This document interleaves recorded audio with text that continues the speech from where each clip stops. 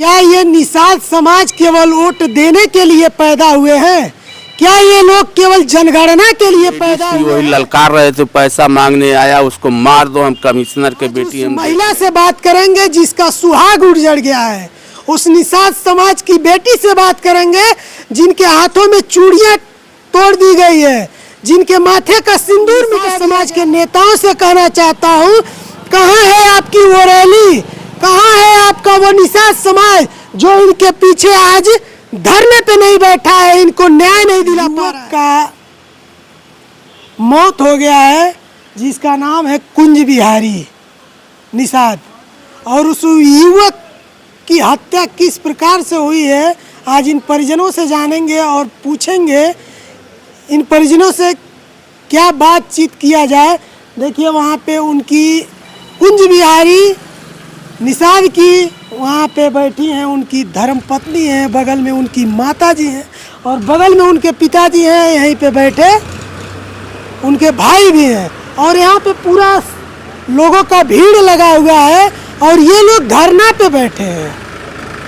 ये लोग निषाद समाज से आते हैं और ये निषाद समाज से इसलिए मैं बता रहा हूँ कि ये निषाद समाज से आते हैं जो कि निषादों की अगर रैली में भागीदारी लेनी होती है तो जोर जोर से चिल्लाया जाता है, अपने हक और अधिकार के लिए आइए और रैली में शामिल होइए, आपको अधिकार मिलेगा और आपको न्याय मिलेगा, आपको आरक्षण मिलेगा।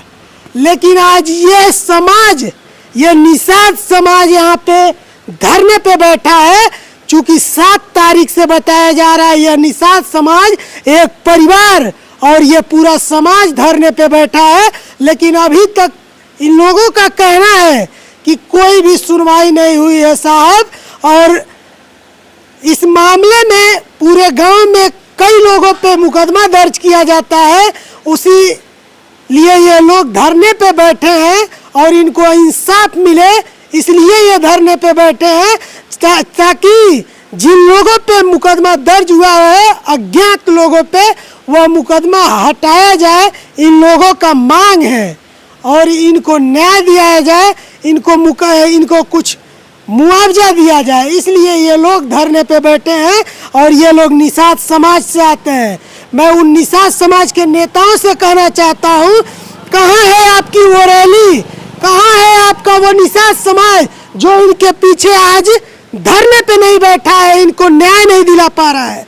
कहाँ है आपका वो जुनून जो कि सड़कों पे उतरता है तो सैलाब दिखता है, केवल जनसंख्या दिखती है और आपके झंडा ढोते हैं लोग।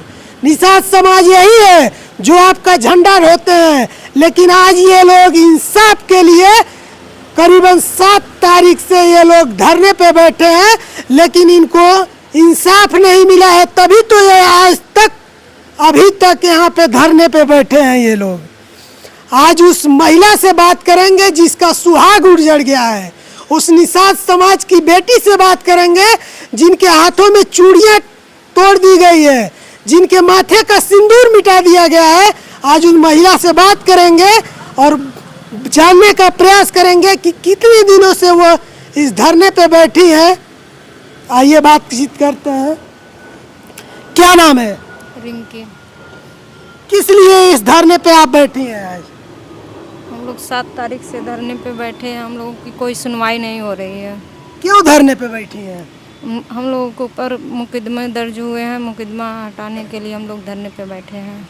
अच्छा, आप लोगों पे मुकदमा दर्ज हुआ है? हाँ, मेरे पति अपना बकाया पैसा मांगने गए थे। तो क्या हुआ था, कहाँ पे गए थे पैसा मांगने? अभिषेक पांडे के घर। तो वहाँ पे क्या हुआ? अब वहाँ पे हम नहीं जानते क्या हुआ।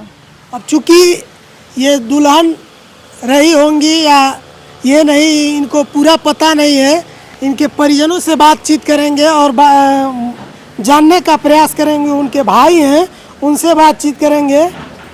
क्या नाम है? मनोज कुमार। आज इस धरने पे बैठे हैं, कितने दिनों से धरने पे बैठे हैं? आज हम लोगों का 7वां दिन है अनिश्चितकालीन धरने का। आज तक अभी तक कोई सुनवाई नहीं हुई है। 7वां दिन है या किस तारीख से आप बैठे? 7 तारीख से बैठे हैं, 7 दिन हो चुका है।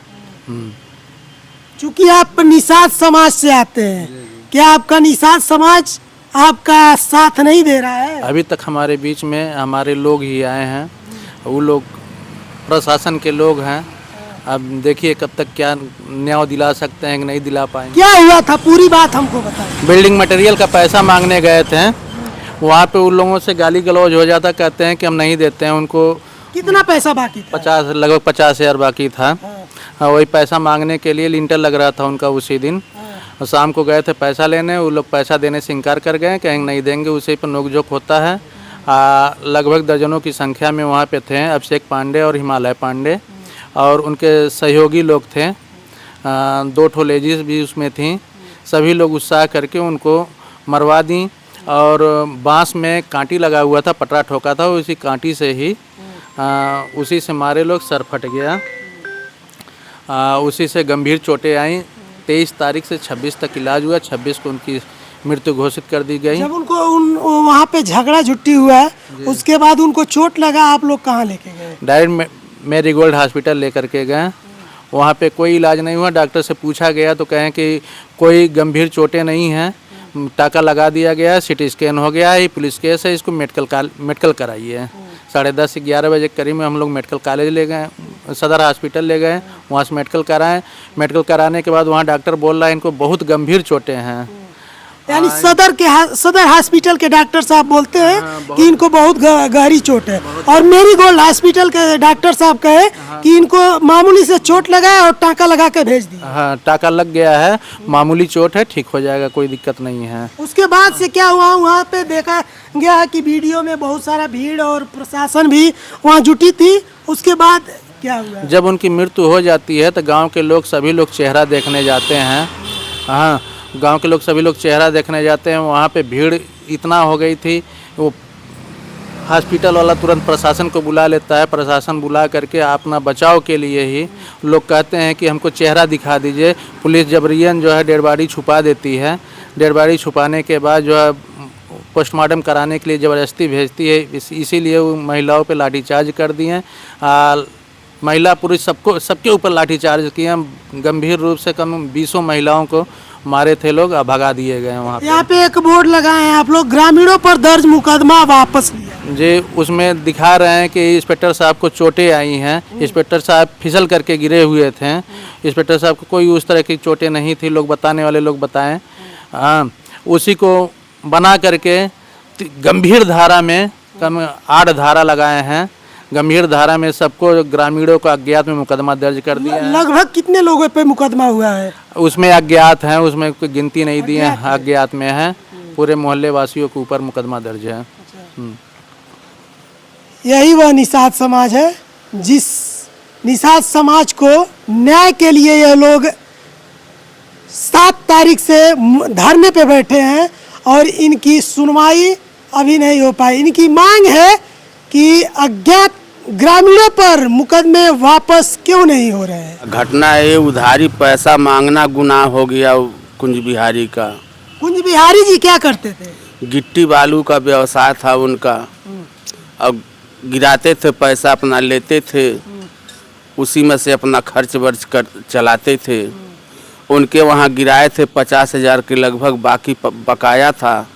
वही मांगने गया और उन लोगों ने कहा हम नहीं देंगे। तो कुछ कहा कि भाई जब उधारी पैसा हमको भी देना है किसी को, तो लोग गाली गलौज देने लगे।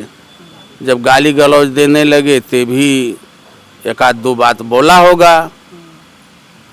उसके बाद लोगों ने घेर लिया, घेर करके उसको मारने लगे। पटरे में इसमें बांस में पटरा जड़ा हुआ था, उसमें कील लगी हुई थी, उसी से मार दी। उसके सर में धंस गया, पूरा गहरा चोट आई, नसें फट गए। हम क्या जानते, डॉक्टर लोग बताए कि ब्रेन का नस फट गया है।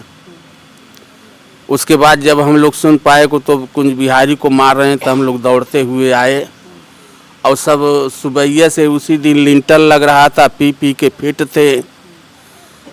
2 लेडीज थी, वही ललकार रहे थे, पैसा मांगने आया, उसको मार दो, हम कमिश्नर के बेटी हम देख लेंगे। कहने का मतलब ये है, क्या ये निषाद समाज केवल वोट देने के लिए पैदा हुए हैं? क्या ये लोग केवल जनगणना के लिए पैदा हुए हैं कि इनका भी कोई अस्तित्व है?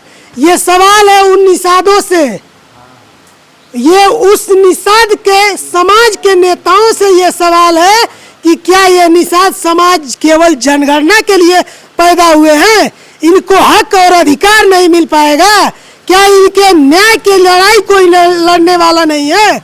ये सवाल है पूरे निषाद समाज से कि क्या यह निषाद समाज अब सो गया है कि एक निषाद परिवार को आज तक न्याय नहीं मिल पाया है। पूरे ग्रामीणों के ऊपर, अज्ञात ग्रामीणों के ऊपर मुकदमा दर्ज किया गया है। उसी संदर्भ में ये लोग बैठे हैं कि अज्ञात मुकदमा वापस लिया जाए, पूरे गांव के लोगों पे जो मुकदमा लगाया गया है। आप कमेंट करके जरूर बताएं क्या निषाद समाज के इन लोगों को न्याय मिल पाएगा।